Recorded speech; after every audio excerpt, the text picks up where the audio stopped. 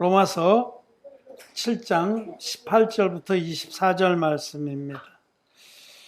내 속, 곧 내 육신에 선한 것이 거하지 아니하는 줄을 아노니 원함은 내게 있으나 선을 행하는 것은 없노라. 내가 원하는 바 선은 하지 아니하고 도리어 원치 아니하는 바 악은 행하는도다. 만일 내가 원치 않은 그것을 하면 이를 행하는 자가 내가 아니요 내 속에 거하는 죄니라. 그러므로 내가 한 법을 깨달았노니 곧 선을 행하기 원하는 나에게 악이 함께 있는 것이로다. 내 속사람으로는 하나님의 법을 즐거워하되 내 지체 속에서 다른 한 법이 내 마음의 법과 싸워 내 지체 속에 있는 죄의 법 아래로 나를 사로잡아 오는 것을 보는도다. 오호라, 나는 곤고한 사람이로다. 이 사망의 몸에서 누가 나를 건져내랴. 아멘. 네, 성도 여러분 안녕하셨습니까? 네, 또 온라인으로 예배를 드리는 우리 성도 여러분도 반갑습니다. 몸은 떨어져 있어도 우리의 영은 함께 하나님 앞에 신령과 진정으로 예배를 드리고 있습니다. 오늘은 로마서 7장의 24절 말씀, 오라 나는 곤고한 사람이로다. 이 사망의 몸에서 누가 나를 건져내랴 하는 이 말씀을 중심으로 하나님 말씀을 같이 상고하고자 합니다. 사도 바울은 자기의 실존, 자기의 근본 모습을 로마서 7장에서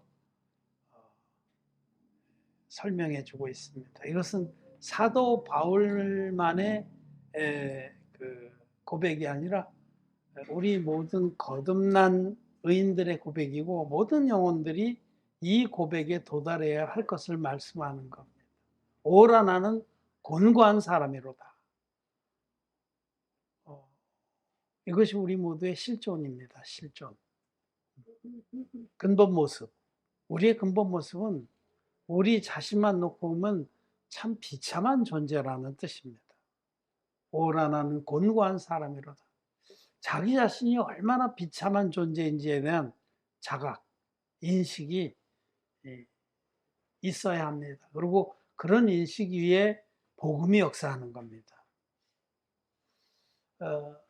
진리의 복음을 이 하나님의 말씀, 성경대로의 복음을 믿어서 나는 거듭났습니다. 나는 죄가 없습니다. 그렇게 고백하는 우리 성도들 중에도 자기가 근본 어떤 존재인지에 대한 깊은 인식, 정직한 인식이 없는 경우가 많이 있어요. 그런 경우에는 그런 분들은 복음이 마음에 깊이 역사되기 어렵습니다. 이론적으로만 끝날 수가 있어요. 오늘은 진리의 복음을 믿어서 마음에 죄가 없다고 이렇게 고백하는 분들이라도 다시 한번 하나님의 구원의 복음, 하나님의 진리의 사랑을 잠시 옆으로 내려놓고 나 자신은 근본 어떤 자인가 하는 진지한, 정직한 그런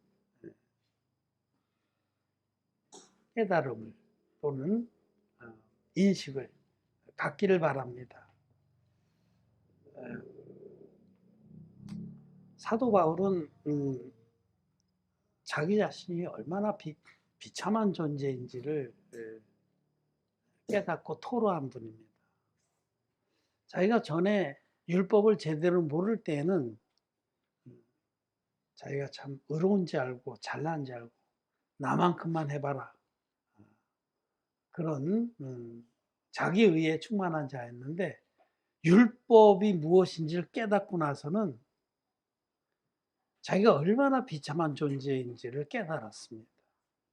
법이 오매 율법이 하나님이 우리에게 주신 그 거룩의 요구 그대로 자기에게 다가오자 그 율법 앞에서 자기가 얼마나 비참한 존재인지를 깨닫고 이 24절의 고백, 오라 나는 곤고한 사람이로다. 이러한 고백에 이르게 됐다는 겁니다. 여러분, 우리는, 저와 여러분들은 자기에 대해서도 많은 부분에 속고 삽니다.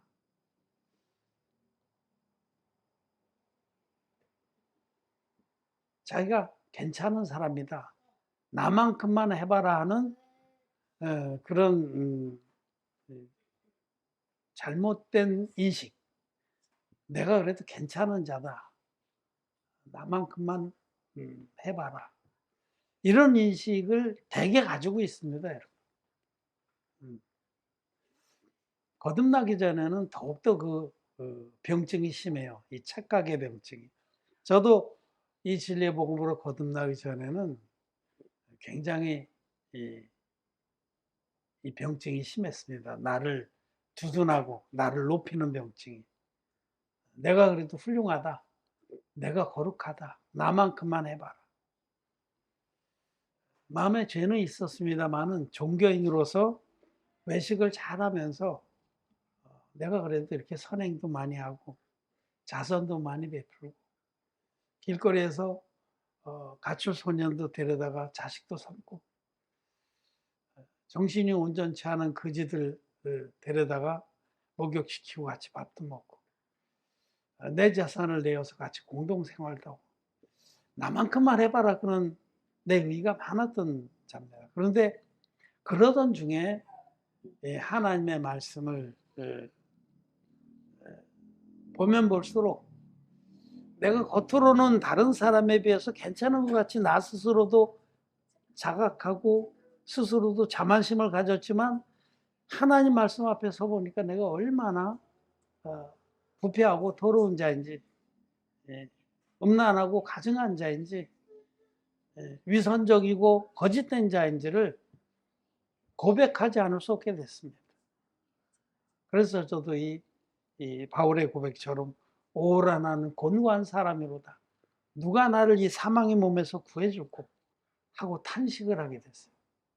그렇게 죄 때문에 심히 괴로워할 때에 이 진리의 복음으로 주님께서 만나주셔서 내가 이렇게 정말 지옥 갈 수밖에 없는 자인데 주님께서 구제불능의 나를 일방적으로 예수님께서 육신을 입고 오셔서 물과 피로 세례와 십자가로 나를 온전히 죄에서 구원해 주셨구나 하는 그 복음의 은혜를 붙들게 된 것입니다. 여러분, 저와 여러분은 만물보다 거짓되고 심히 부패한 존재들입니다. 이것이 진리입니다. 에레미야서 17장 9절의 말씀입니다. 에레미야서 17장 9절에 만물보다 거짓되고 심히 부패한 것이 사람의 마음이라. 누가 이를 알리오마는, 누가 이를 알리오마는, 이것은 그 사실을 모른다는 거예요. 하나님의 진리의 말씀은 너희 모든 인생들은 만물보다 거짓되고 심히 부패했다라고 말씀을 하십니다.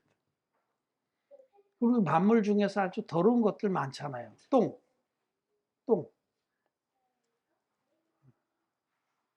똥보다 더 더러운 게 우리들의 마음이라고 말씀해요. 똥 더럽습니까? 저는 우리 순이, 우리 강아지 순이, 순이가 지금 벌써 한 6살? 우리가 저쪽에 그 도평동에 그 예배당 얻었을 때 거기서 그 주인이 데려가라고 해서 데려왔으니까 한 6살 됐죠, 그때. 예. 제법 나이가 먹은 거예요.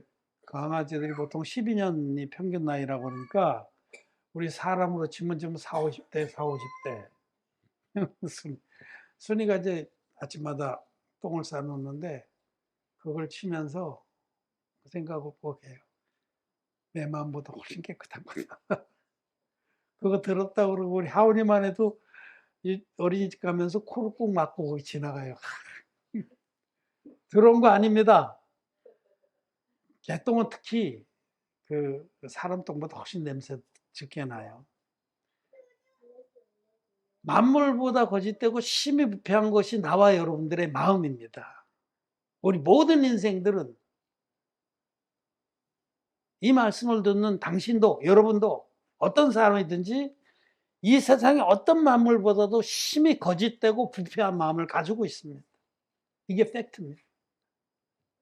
아주 더럽습니다. 온갖 더러운 요소들이 다 들어있습니다. 그 더러운 요소들을 마가복음 7장에서 예수님께서 속에서 곧 사람의 마음에서 나오는 것은 악한 생각, 음란과 도적질과 살인과 뭐 교만과 광폐와 또 흘기는 눈과 속임과 쭉 13가지가 거기에 나와 있어요. 여러분 마가복음 7장 20절 이하의 그 모든 더러운 것들이 우리 마음속에 가득 차 있는 것입니다. 이것이 팩트입니다. 팩트. 여러분 한번 펴봅시다. 마가복음 7장 20절부터 23절까지 같이 한번 읽겠습니다. 또 가라사대 사람에게서 나오는 그것이 사람을 더럽게 하느니라.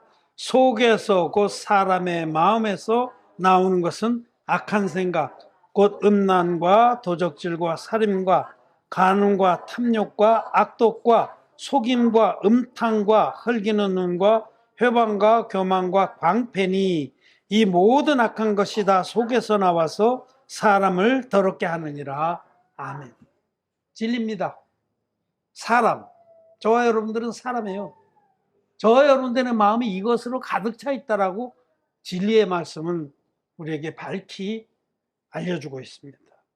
이 말씀 앞에서 자기 생각을 버려야 돼요. 에이, 나는 안 그래. 나는 바리새인처럼 위선을 떨어서 안 됩니다. 척해서는 안 됩니다. 그게 거짓이에요, 거짓. 만물보다 거짓되고 심히 부패한 거. 이 부패한 모든 더러운 것들을 다 가지고 있으면서 이게 거짓이라는 위선으로 코팅을 하고 있는 자들이 바리새인들입니다. 오늘날의 기독교는 이런 현대판 바리새인들로 가득 차 있습니다. 그들은 자기가 이렇게 더럽다고 인정을 안 해요. 그런데 진리의 말씀은 우리 인간은 아담의 후손들은 하나같이 예외 없이 이렇게 더럽고 가증하다라고 말씀을 합니다. 그리고 그렇게 보편화시킬 게 아니라 여러분이, 제가 이런 자라는 사실을 잊지 말아야 됩니다. 여러분 인정합니까? 이거를 정말 진솔하게 인정을 해야 돼요. 아, 내가 이런 자입니다. 하나님, 저는 이렇게 가증하고 부패하고 거짓된 자입니다. 정말 냄새가 너무 악해서 내 스스로도 가까이 갈 수 없는 자입니다. 사람이 죽어서 썩으면 그 냄새가 보통이 아니에요. 그는 제가 지금까지 맡아본 여러 가지 악취 중에 사람 썩은 냄새가 제일 지독한 것 같아요. 옛날에 이제 이 선행으로 무화과나무 옷을 해 입었을 때에, 그때 선행과 봉사를 많이 했을 때에 우리 최 전사님도 같이 해보고 그랬죠. 그때 이 노인네가 한 분 교동중공 아파트에 사시던 돌아가셨는데 수습할 사람이 없어요. 근데 여름이었는데 시신이 썩었습니다. 가서 그 시신을 이제 씻기고 수의를 입히고 염을해서 또 칠성반에다 묻고 뭐 이렇게 하는데 냄새가 지독하더라고요. 집에 와서 샤워를 몇 번 해도 냄새가 안 없어요. 저기 코 속에 배서 내리스에 박힌 것 같아요. 사람 썩는 것이 정말 가증하고 더럽고 견딜 수 없는데 그것보다 더 더러운 게 내 마음이라는 이 사실. 만물보다 거짓되고 심히 부패한 것이 나와 여러분들의 마음입니다. 그런 자라는 사실을 정직하게 직시하고 인정해야 됩니다. 이 사실을 잊지 말아야 됩니다. 나는 그런 자입니다. 오라나는 곤고한 사람이로다. 곤고하다는 것은 비참하다 이런 거예요. 비참. 오라는 참으로 비참한 존재로 구제불능으로 더러운 자입니다라고 고백을 하게 되는 겁니다. 이렇게 자기 자신이 얼마나 더럽고 가증하고 속이는 자인지, 그런 자가 자기의 그 수치가 드러날까봐 정말 부지런히 우리는 무화과나무 잎으로 치마를 해서 그것을 가리는 겁니다. 그게 종교거든요, 종교. 아담과 하와가 범죄하고 나서 자기 수치가 자꾸 드러나려고 그러니까 무화과 나뭇잎으로 치마를 해서 입었어요. 자기의 어떤 선행, 인간의 공로로 그 수치를 가려보려고 하는 노력이 종교입니다. 불교나 무슨 모슬렘이나 기독교도 그 종교로서의 기독교는 아무 차이가 없어요. 뭐든지 선을 행해서 자기의 수치를 가려보려고 하고 그것으로 어떻게 하나님께 구원을 받고자 하는 거죠. 그런데 하나님께서는 우리들의 이 근본 모습이 드러나기를 원하십니다. 자기의 근본 모습이 드러나서 스스로도 인정해야만이 구원을 받습니다. 자기의 근본 모습이 드러날까 봐 뭐 일부러 드러나는 게 아니에요. 그걸 스스로 인정하고 스스로 시인해야 되는데 그렇게 안 하는 심령들이 많다는 겁니다. 교회 안에도. 어떻게 하든지 그냥 위선을 떨고 자기에게서 악한 것이 드러나면은 나는 이런 자입니다. 이게 내 본 모습입니다 하고 인정을 하는 걸 하나님 기뻐하세요.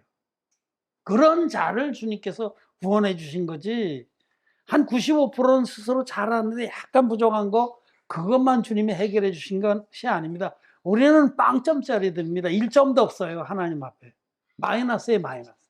정말 구제불능이고 만물보다 거짓되고 심히 부패한 자들인데 하나님 우리를 이런 자들을 사랑하셔서 당신의 외아들을 아낌없이 우리의 대속제물로 보내주시고 예수님이 물과 피로 드려주신 한 영원한 제사로 예수님의 이 한 영원한 제사를 믿는 사람이면 누구든지 값없이 그 모든 죄화물의 사함을 받고 깨끗이 씻김을 받고 하나님의 자녀가 되고 의롭다 하심을 얻고 거듭나게 하셔서 영생의 천국에 들어가게 하셨다는 겁니다. 그렇기 때문에 자기 자신의 실존을 내 참모습을 말씀으로 정직하게 직시하고 인정하는 것이 이 복음의 은혜가 더없이 깊어질 수 있는 비결입니다.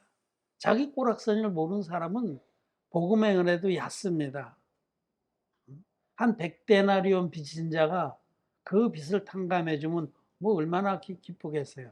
그냥 놔두시면 내가 해결할 건데 뭐 한다고 그걸 갚아주십니까 이러겠죠. 근데 1만 달란트 빚진 자는 1만 달란트는요 지금 돈으로 따지면 경입니다. 경. 불가능한 거예요. 불가능.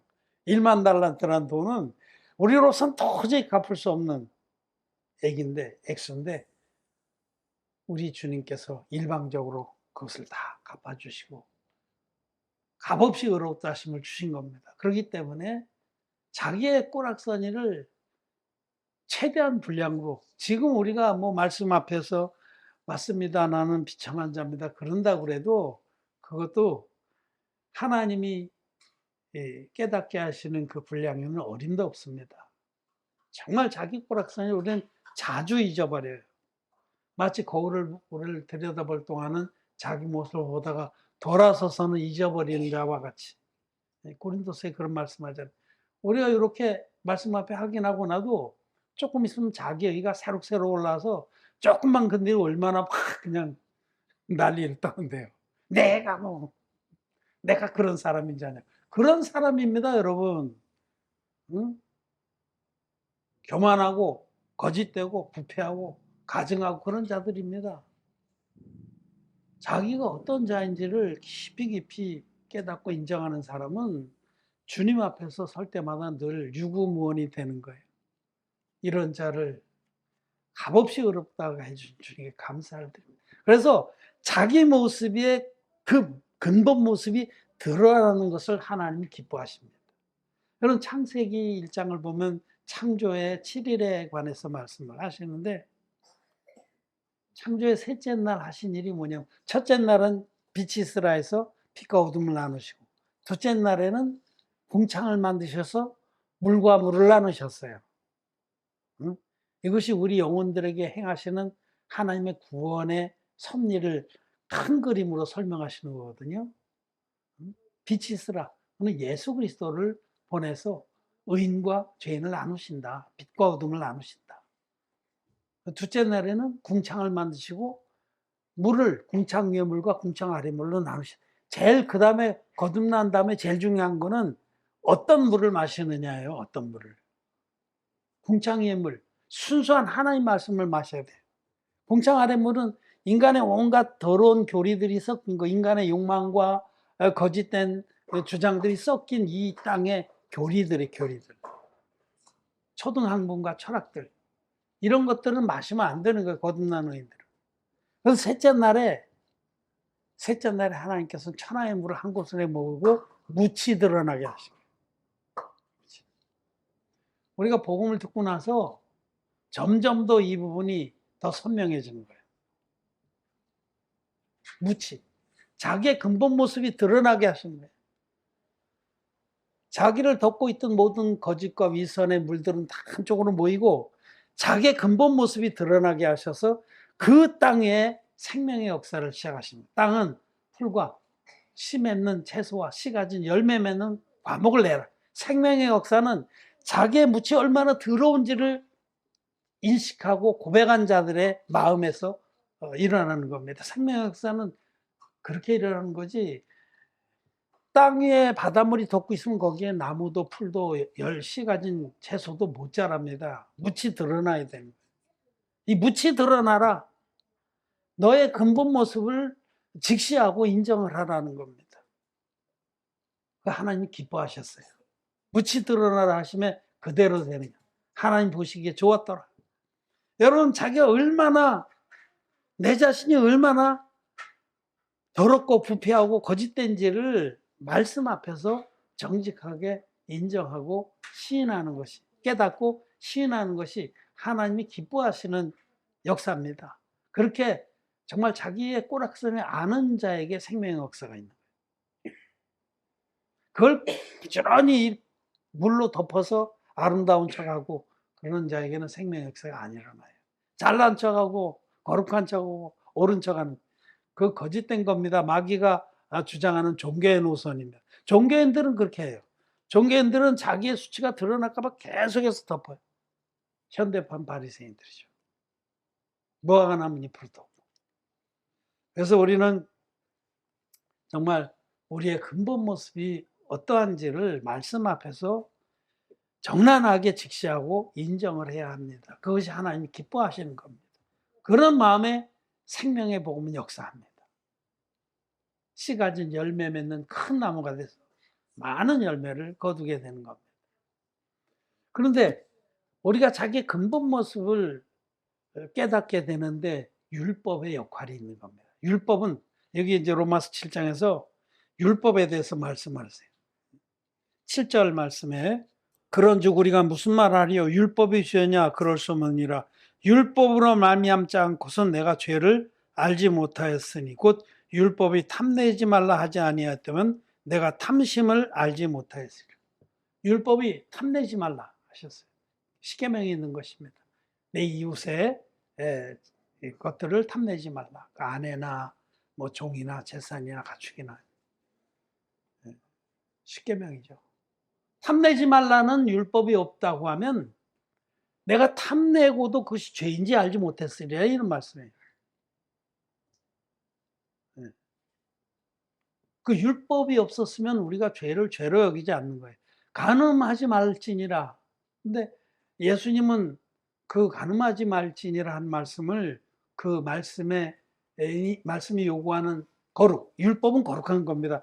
그 계명이 요구하는 거룩의 수준을 가르쳐 주시면서 나는 너에게 이르노니 여인을 보고 여자를 보고 음욕을 품은 자마다 이미 마음에 간음했느니라. 이것이 그 계명, 간음하지 말지니라는 계명이 우리에게 요구하는 거룩의 수준입니다. 율법은 거룩할 것을 요구합니다. 그런데 여자를 보고 음욕을 품는 것조차도 간음한 거다. 그것이 그 말씀의 수준이에요. 요구하는 거룩의 수준. 그 말씀의 요구 앞에 저와 여러분들은 뭐 남자는 그렇다고 여자도 마찬가지로 남자를 보고 음란한 생각을 품은 것이 이미 간음한 겁니다. 그 말씀 앞에 우리가 정직하게 섰을 때 우리는 간음하는 자입니까? 아닙니까? 간음하는 자입니다. 우리는 날마다 간음하는 자입니다. 탐심은 우상숭배니라 그러는데 우리가 탐심을 언제나 품잖아요. 우리 우상숭배자입니다. 형제를 미워한 자마다 살인한 자 아니라 우리는 정말 어떤 경우든지 미워하는 일이 얼마나 많아요. 어이구, 저 화상, 니는 인간이다, 인간이. 아이고, 어쩌다 내가 저거하고 엮여가지고 이 고생이네. 살인한 겁니다. 형제에게 나가라 한 자마다 지옥불에 들어가리라. 어? 멍충이 바보라고 욕을 한 것이 그 지옥불에 들어가는 죄입니다. 그래서 율법이 없었더라면 자기가 죄를 깨닫지 못하는 거예요. 그거 더 나가서 한 발짝 더 나가서 여기 좀 더 내려가면은 13절에는 그런즉 선한 그것이 내게 사망이 되었느뇨 그럴 수 없느니라 오직 죄가 죄로 드러나기 위하여 선한 그것으로 즉 율법으로 말미암아 나를 죽게 만들었으니 이는 계명으로 말미암아 죄로 심히 죄되게 하려 합니다. 이 율법은 우리 안에 죄가 있는데 이것을 증폭시켜서 심히 죄인 되게 만들어주는 겁니다. 저도 율법을 모를 때는 그닥 죄인은 아니었어요. 나만큼만 해봐라. 근데 율법을 알아가면 알아서 주님이 요구하신 율법의 절대적인 거룩의 수준을 알면 알수록 땅에 엎드리게 되고 내 손으로 입을 가리게 되고 아무 할 말이 없게 되는 겁니다. 율법은 우리 속에 있는 죄를 북돋아서 그것이 드러나게 합니다. 제가 그런 예를 자주 듣고 그랬는데 어느 섬마을 학교에 학생들이 1학년부터 한 교실에 배워요. 그 교실이자 교무실이자 뭐 학교자 뭐 선생님이자 교장이자 그 선생님이 혼자 다 하는 거예요. 선생님 딱 한 분이에요. 학생 전부 한 대여섯 명. 1학년 있고 2학년 건너뛰고 3학년 2명 뭐 6학년 1명. 그런 학교 많이 있어요. 섬마을에.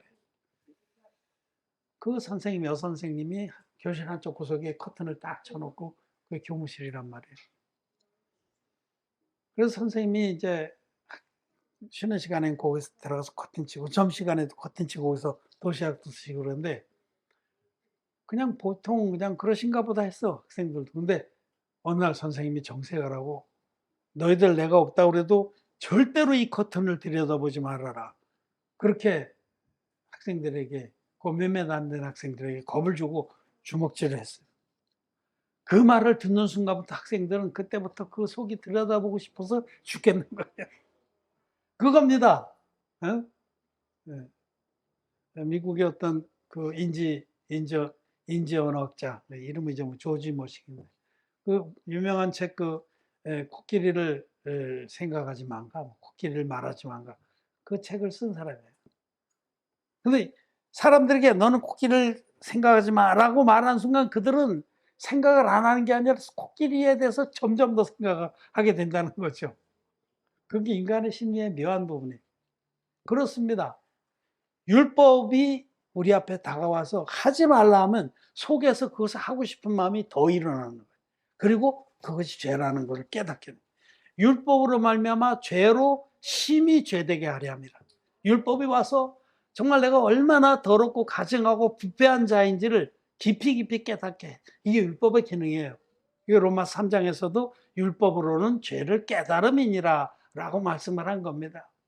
율법을 쫓아서 그대로 순종하고 살라는 것이 아닙니다. 율법을 쫓아 살려고 애쓰는 것 자체가 잘못된 건 아니에요. 왜냐하면 율법은 거룩하고 선하고 의로운 것이기 때문에.